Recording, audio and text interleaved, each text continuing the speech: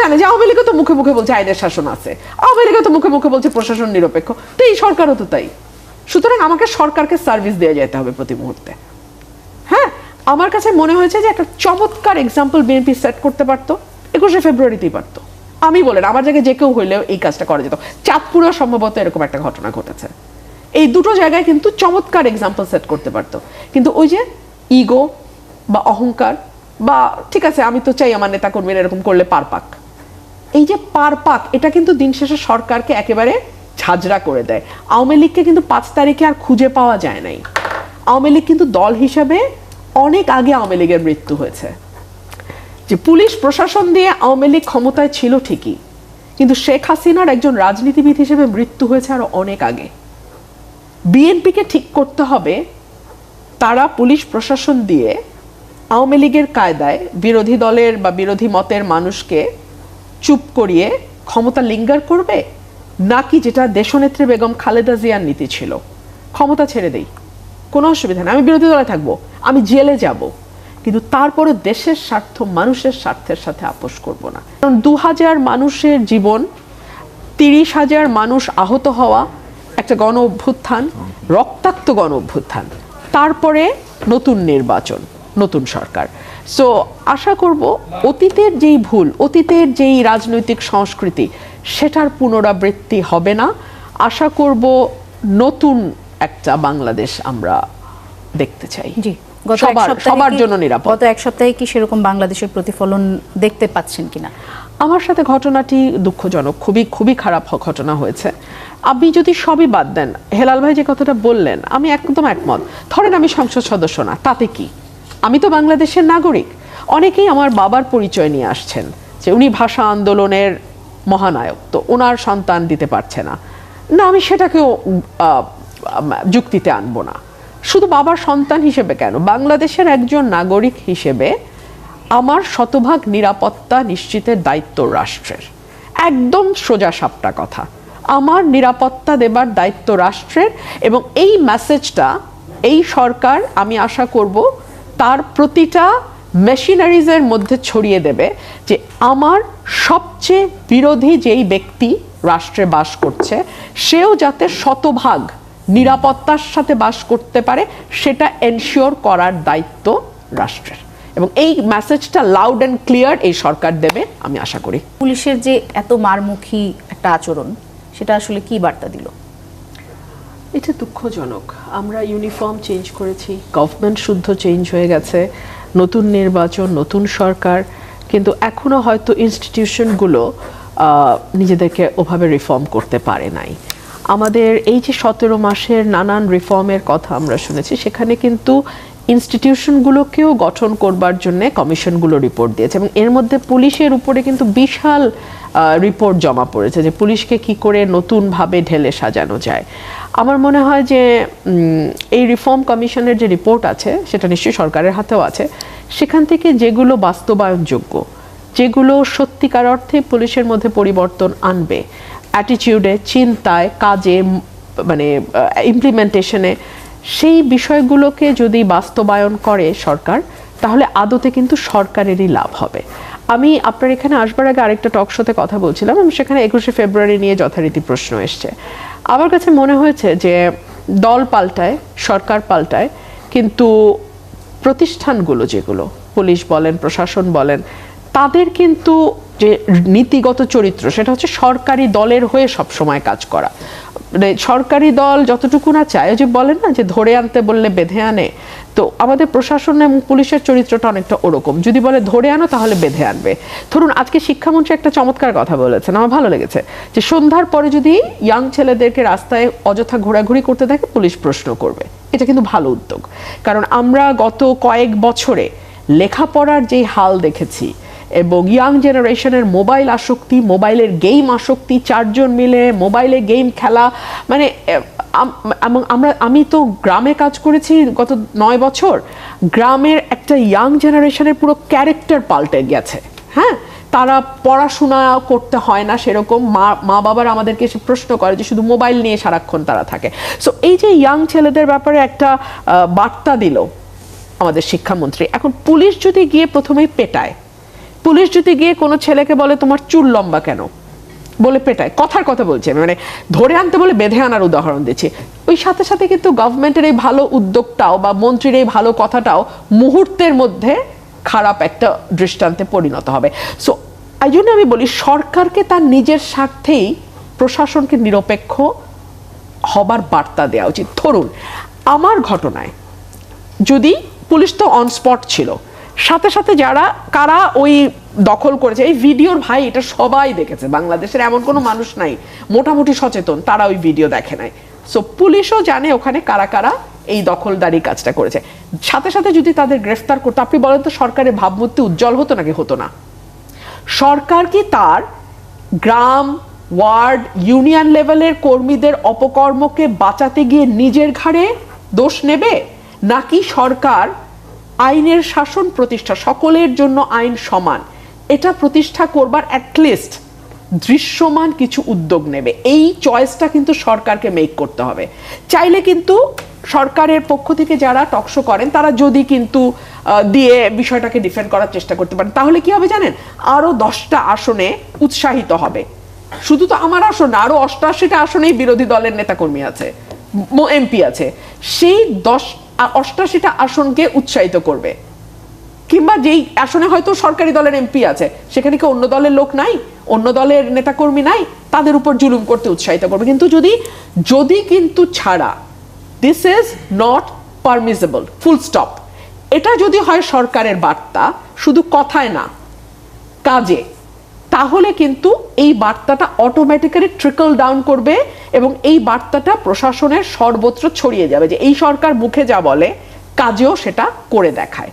ধরুন আমার ঘটনাটা অসম্ভব আলোচিত এবং সরকার মাত্র ওথ নিয়েছে, স্বরাষ্ট্রমন্ত্রীর উচিত ছিল না পুলিশকে ফোন দিয়ে বলা যা হয়েছে নিরপেক্ষ ইনভেস্টিগেশন করো, ভিডিও আছে আমরা দেখেছি, সেই অনুযায়ী ব্যবস্থা নাও?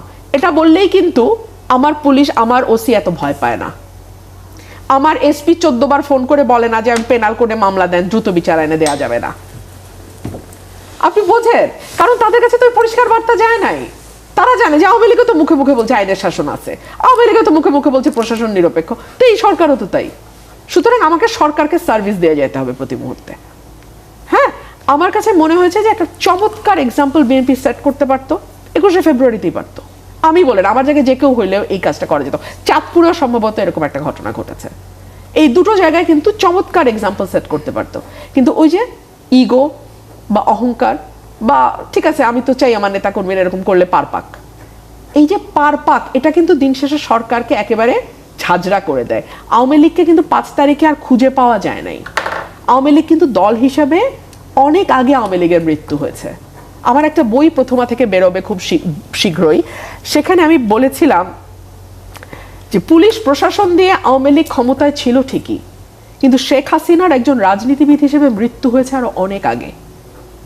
বিএনপিকে ঠিক করতে হবে তারা পুলিশ প্রশাসন দিয়ে আওয়ামী লীগের কায়দায় বিরোধী দলের বা বিরোধী মতের মানুষকে চুপ করিয়ে ক্ষমতা লিঙ্গার করবে, নাকি যেটা দেশনেত্রী বেগম খালেদা জিয়ার নীতি ছিল, ক্ষমতা ছেড়ে দেই, কোনো অসুবিধা নেই, আমি বিরোধী দলে থাকবো, আমি জেলে যাব, কিন্তু তারপরে দেশের স্বার্থ মানুষের স্বার্থের সাথে আপোষ করব না।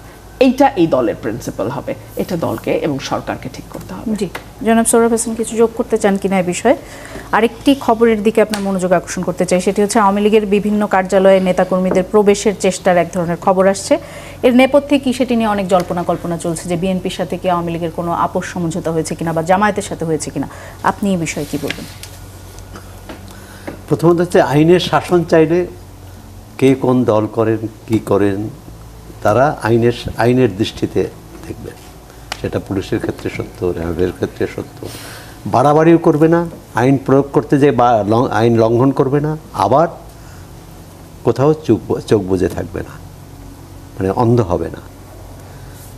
দ্বিতীয় যে প্রশ্নটা আসছে যে আওয়ামী লীগের সাথে কি সমঝোতা হয়েছে কি হয়নি, আগে যে বললেন না সমঝোতার নির্বাচন, তো এই নির্বাচনে কোথাও না কোথাও তো মানে ভোটের যে গতিবিধি তাতে কিন্তু কোথাও না কোথাও এক ধরনের সমঝোতার আভাস আছে।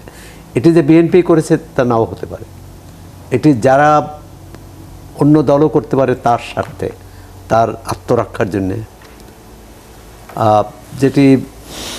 যেসব আসনে আওয়ামী লীগ জয়ী হয়েছে বা যেসব এলাকায়, সেখানে ভোটের হিসাব নিকাশ করলে কিছুটা এই ভোটের আওয়ামী লীগের ভোটারদের একটা প্রভাব এখানে লক্ষ্য করা যায়।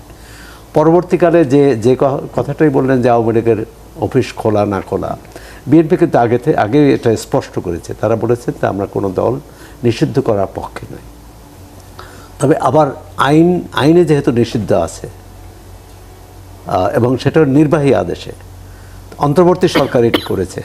তা আমি তো মনে করি বিএনপি সরকারের প্রথম দায়িত্ব হবে সেই নির্বাহী আদেশটা প্রত্যাহার করা, কারণ সেটি বিএনপিও বলেছে এটি অন্যায়ভাবে। যদি কারো বিচার করতে হয় দল হিসাবে, সেটা আদালতে। এক হচ্ছে এটার এই ব্যবস্থার মধ্য দিয়ে অন্তর্বর্তী সরকার প্রমাণ করলো যে তারা আওয়ামী লীগকে ভয় পেয়েছে। নিশ্চয়ই বিএনপি সরকার আওয়ামী লীগকে ভয় পায় না। তারা আইনানুগভাবে যেটা ন্যায্য, নাগরিক হিসাবে যেটা ন্যায্য, সামনে স্থানীয় সরকার নির্বাচন, সেটি নামে হোক বা না বেনামে হোক। যদি নামে হয় তখন প্রশ্ন আসবে যে আওয়ামী লীগের নেতাকর্মীরা এই নির্বাচনে প্রতিদ্বন্দ্বিতা করতে পারবেন কিনা। আর যদি বেনামে হয় তখনও প্রশ্ন আসবে যারা আওয়ামী লীগ করেন তারা প্রতিদ্বন্দ্বিতা করতে পারবেন কিনা। সরকারের সামনে কিন্তু অনেকগুলো চ্যালেঞ্জ আছে। ইতিমধ্যে এই যে 6টি আমরা একটা বিরতি নিয়ে এসে যদি সে বিষয়ে আলোচনা করি। দর্শক, একটা বিরতিতে যাচ্ছি, ফিরছি কিছুক্ষণ পর। দর্শক, ফিরে এলাম। আজিজুল বারী হেলাল, আমাদের হাতে একদমই সময় নেই, 1 মিনিট করে সময় দিব আমি তিনজনকেই। আপনি প্রধানমন্ত্রীর হস্তক্ষেপে ঢাকায় একটা অপহরণের 1 ঘন্টার মধ্যে স্কুল ছাত্র উদ্ধারের যে ঘটনার খবর, সেটির উপর মন্তব্য করতে চাইছিলেন। জি, আমি বলছি যে দেখেন, অল অন এ সাডেন একটা সচিবালয়ের কর্মচারী প্রধানমন্ত্রীর সামনে গেছেন, যেহেতু আজকে সচিবালয় উনি অফিস করেছেন, এবং পুলিশ 1 ঘন্টার মধ্যে সেই উদ্ধার করেছে। সুতরাং পুলিশের আমাদের সক্ষমতা আছে। এখন কথা হলো যে আমাদের যে আপনি পুলিশ প্রশাসনের উপর যে দোষারোপগুলো এখন করছি, আমিও করছি, যে সোহরাওয়ার্দী উদ্যানের যে ঘটনায়, সেখানে আমি যে একদম যে পত্রিকা যেটা বললাম, মাদক সেবীদের ধরেছে। এখন মাদক সেবীদের ধরে আপনি পিটাচ্ছেন, মাদক যারা বিক্রি করে, মাদক যেখান থেকে উৎপাদন হয়, আপনি সেখানে হাঙ্গামা না করে আপনি যারা এই মাদক সেবী বা এরকম কিছু সোহরাওয়ার্দী উদ্যানের ভিতরে ঢুকে আমি এইটাকে এই যে নৃশংসভাবে পেটানোকে আমি সমর্থন করি না। এখন আমার বক্তব্য, পুলিশ যদি মাদক যারা বিক্রি করে তাদের উপরে আপনার অভিযান চালাতো, সেটা খুব ভালো হতো। আমরা কিন্তু একটা উত্তরাধিকার সূত্রে একটা এই ফ্যাসিবাদী পুলিশ প্রশাসন পাইছি, এবং আমাদের এই পুলিশ প্রশাসন কিন্তু এখন পরিবর্তন হচ্ছে। আপনি দেখেন আজকে আইজি নিয়োগ হয়েছে, তাই না? আজকে আইজি নিয়োগ হয়েছে। এরকম বিভিন্ন প্রশাসনে আপনার নিয়োগগুলো যখন সম্পন্ন হবে, কারণ আমি বলছি লাস্ট টাইমে বিএনপিকে অ্যাকাউন্টেবল হতে হবে জনগণের জন্য। আমরা আমাদের যোগ্য ব্যক্তিকে আমরা এখন নিয়োগ দিচ্ছি। সামনে গিয়ে পড়বো না হঠাৎ করে, আমরা যখন কোনো বিপদে পড়বো পুলিশ কি? আমি সেইটাই বলছি, সেই জন্যই বলছি পুলিশকে অবশ্যই করতে হবে। কারণ কি, এবার এই পুলিশের বিরুদ্ধে যে আপনি দেখেন স্লোগানটা কি ছিল, সামনে স্বাধীনতা পিছনে পুলিশ, তাই না? এই স্লোগানটা কিন্তু ছিল। পুলিশকে এটা ভাবতে হবে। সেই জন্য বর্তমান পুলিশ প্রশাসন, আমাদের 7 দিনের সরকারের আমরা প্রশাসনের সব বদলটা করতে পারিনি। জবাব দিতে তো আমাকে করতে হবে, কিন্তু আমাকে পুলিশ প্রশাসনটা সাজাতে দিতে হবে। আমি যোগ্য ব্যক্তিটিকেই পশাবো। আমার ওই লোকটা যখন কাজ না পারবে, তখন আপনি আমাকে আঙুল তুলে দেখাতে পারেন। কিন্তু এখন যে প্রশাসন আপনার রয়ে গেছে, যেমন রুমিন ফানার ঘটনাটা, এই প্রশাসন দেখালে যদি বলেন যে মাদক সেবীদেরকে মেরেছে, না, আমি তো সেটা বলিনি। আমি মাদক সেবীকে আপনি মারবেন তা তো বলিনি। আমি সোহরাওয়ার্দী উদ্যানে ঢুকে আপনি যাদেরকে মারলেন, আপনি ওই কারণ দেখিয়েছেন মাদক সেবী, তো মাদক যে বিক্রি, আমি সেটা বলছি, তাদেরকে আপনি ধরতে দেখা, উৎপাদন যেখান থেকে হচ্ছে, ইম্পোর্ট যেখান থেকে হচ্ছে, সেইটাকে আপনি টার্গেট না করে বিশ্ববিদ্যালয়ের ছেলেদেরকে আপনি টার্গেট করছেন কেন? এইটা হলো আমার বক্তব্য। রুমিন ফারহানা, একেবারে শেষ মন্তব্য জানতে চাই। কোন বিষয়? এই যে প্রধানমন্ত্রীর যে ঘটনাটা, এটি আপনার কি মনে হয়? যে আমার একবার সংসদে আমি প্রশ্ন করেছিলাম যে মাননীয় প্রধানমন্ত্রী, মানে সিটি কর্পোরেশনের মশা বাড়া থেকে শুরু করে মানুষ হত্যার বিচার পর্যন্ত সবকিছু আপনার কাছে কেন চাইতে হয়? প্রধানমন্ত্রীকে প্রশ্ন করার সুযোগ ছিল সংসদে, এই প্রশ্নটি আমি করেছিলাম। উনি ওনার মতো করে দীর্ঘ উত্তর দিয়েছেন। আশা করি আমরা নতুন সরকার, তারা সবকিছু প্রধানমন্ত্রীর নির্দেশের অপেক্ষায় বসে থাকবে না। মানে প্রধানমন্ত্রী নির্বাহী বিভাগের প্রধান, হ্যাঁ, কিন্তু তার বাইরেও অনেকগুলো সাংবিধানিক প্রতিষ্ঠান আছে, অনেকগুলো স্বায়ত্তশাসিত প্রতিষ্ঠান আছে, অনেকগুলো রাষ্ট্রীয় বাহিনী আছে। তারা তাদের যার যার দায়িত্ব এবং কর্তব্য সম্পর্কে ওয়াকিবহাল থাকবে এবং অ্যাটলিস্ট দলীয় বাহিনীর মতন তারা কাজ করবেন। এবং এই যে কথাটা আপনি বললেন যে হঠাৎ করে প্রধানমন্ত্রীর সামনে পড়ে যাব আর পড়ে গিয়ে আমি বিচার দিয়ে ফেলতে পারবো, এই সৌভাগ্য তো আসলে সকলের হবে না, তাই না? সো আমাদের প্রধানমন্ত্রী পর্যন্ত পৌঁছাতে পারবেন না এমন মানুষের সংখ্যাই বাংলাদেশে মানে সর্বাধিক। হ্যাঁ, জি। তো সেই দিক মাথায় রেখে আমার মনে হয় যে নতুন সরকারের এই যে নতুন বার্তাটা সরকার- দিতে হবে, জি, মাথার উপর জি। থেকে বার্তাটা আসলে ট্রিকল ডাউন আমাদের করবে। আর